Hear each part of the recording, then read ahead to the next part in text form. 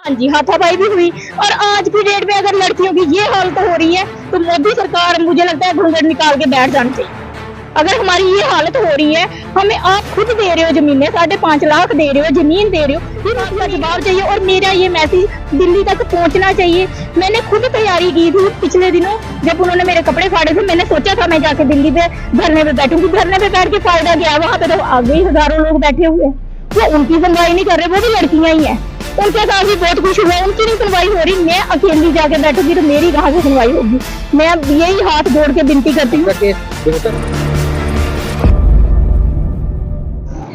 नमस्कार साथियों, मैं संदीप एक बार फिर से हाजिर हूं आवाज जम्मू कश्मीर के माध्यम से आप लोगों के बीच में।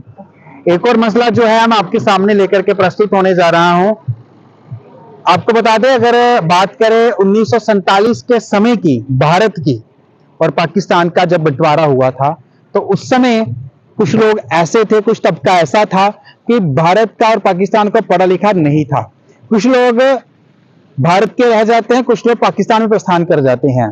पर जो भारत के लोग थे, उन यहाँ पर जब बंटवारा हुआ था, यहाँ के जो लोग थे, जो पाकिस्तान में चले गए जो लोग, जो वहां से यहाँ पर लोग, उन लोगों को रिफ्यूजी जो है वो कहा गया, क्योंकि उन्हें अपनी इच्छा थी कि जो पाकिस्तान में जाना चाहता पाकिस्तान में जाए और जो हिंदुस्तान में आना चाहता हिंदुस्तान में आ जाए। तो आदान प्रदान हुआ लोगों का, और उसी के बीच में जो जमीनें थी उसका जो मालिकाना हक था कुछ लोगों के पास रह जाता है और उनकी जगह कुछ और लोग आ जाते हैं। वहीं पर जो है कुछ मसले जो हैं अब के समय में गंभीर हो रहे हैं, कुछ लोगों को समस्याओं से गुजरना पड़ रहा है। उस समय अगर पटवारी की बात करें, तहसीलदार की बात करें, शिक्षा उन्हीं लोगों तक सीमित थी।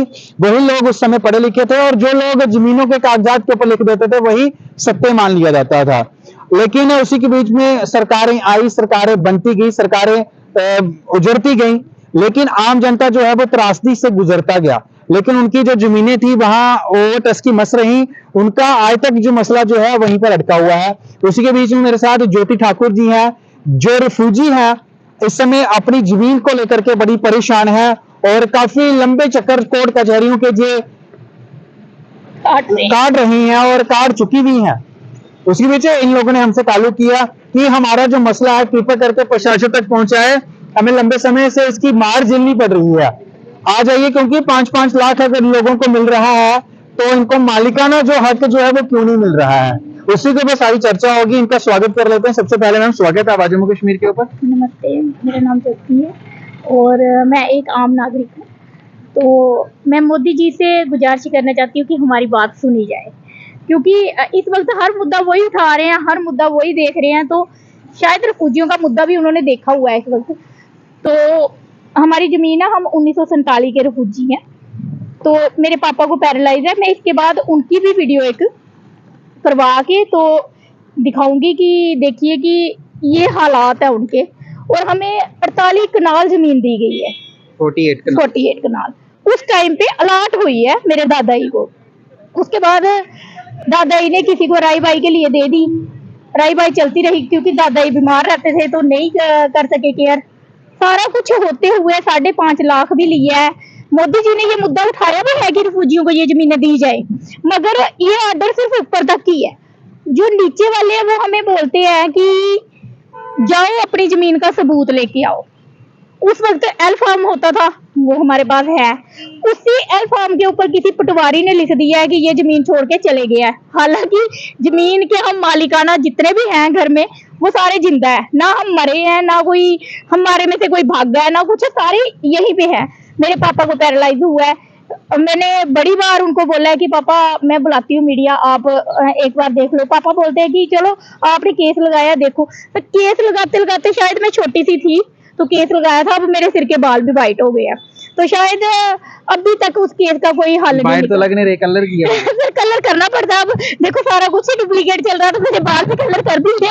अच्छा, तो दूसरी बात ये है कि अब मैं चाहती हूँ कि मोदी जी से हम हाथ जोड़ के विनती करते हैं, अगर आपने रिफ्यूजियों को 5.5 दिया, हमने भी लिया, अगर हमें वो 5.5 दिया, 5.5 लाख दिया, तो फिर अगर हम रिफ्यूजी नहीं है तो हमें क्यों दिया?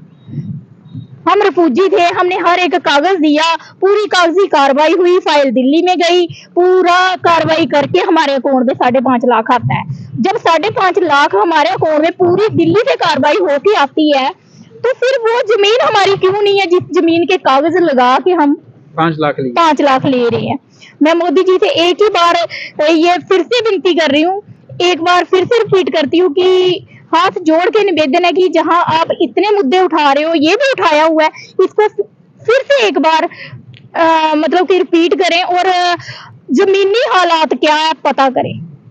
अगर आप ऊपर बैठ के ऑर्डर दोगे, वो ऑर्डर नीचे तक नहीं पहुंचेगा, तो जनता तो यही कहेगी ना कि ऊपर से ही ढीला है सब कुछ, तो नीचे वाले ढीले हैं। हमने हर बंदे को, पटवारी, तहसीलदार, सबको जाके बताए कागज, उन कागजों पे ये लिखा है कि वो बंदे रिफ्यूजी पाकिस्तान चले गए हैं, जिस बंदे की जमीन हमें अलाट हुई है वो बंदा पाकिस्तान चला गया, उसका कागज लिखा हुआ है, हमारे पास पड़ा है।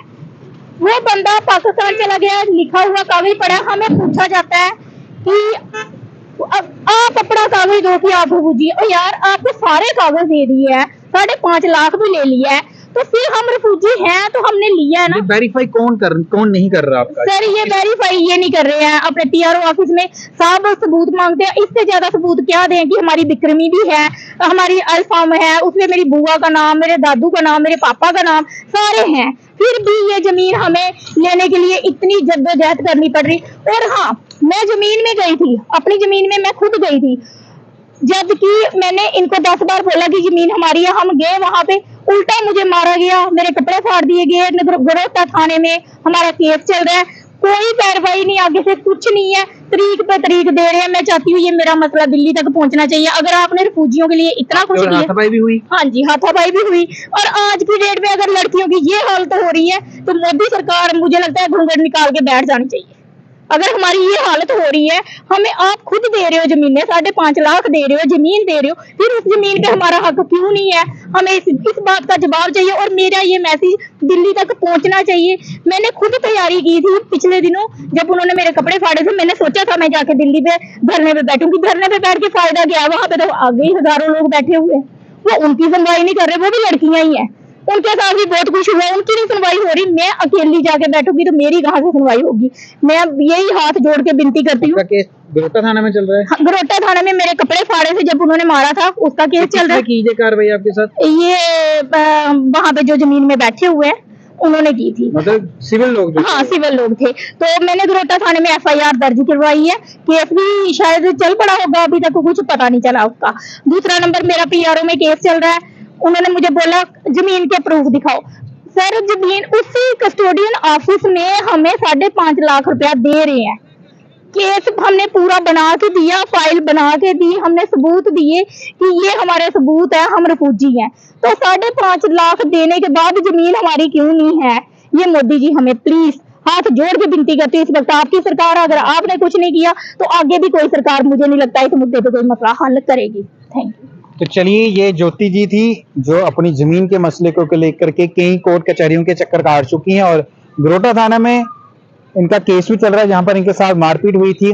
कुछ लोगों ने, जो जमीन पर बैठे हुए लोग हैं, उन्होंने इनके ऊपर जो है जानलेवा हमला भी किया, इनके कपड़े तक फाड़े गए और जो दिल्ली तक रवाना होने की तैयारी कर चुकी थी। लेकिन कहीं ना कहीं उम्मीद यही थी सरकार से कि सरकार जो है इनकी उस रिफ्यूजी सिस्टम को, जो वो प्रोसेस है जिसके बलबूते पे उनको जो जमीनें जो अलॉट हुई हैं, कि उनके ऊपर अगर 5 लाख मिल सकता है, और वो जो बंदा जो इस जमीन का मालिक है वो लिख के दे रहा है कि वो आज से पाकिस्तान जा चुका है, वो यहाँ पर अभी नहीं है, फिर भी जमीनें इनके नाम क्यों नहीं की जाती हैं?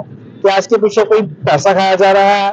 इसके पीछे कौन लोग साजिश करता है? उनके ऊपर कड़ी कार्रवाई होनी चाहिए। और लोग जो एक महिला के ऊपर हाथ उठाते हैं और वो अपने हक की लड़ाई लड़ रही है, कोर्ट कचहरियों में, थानों में जाती है, लेकिन मारपीट होती है, क्या पुलिस संरक्षण नहीं दे सकती महिला को?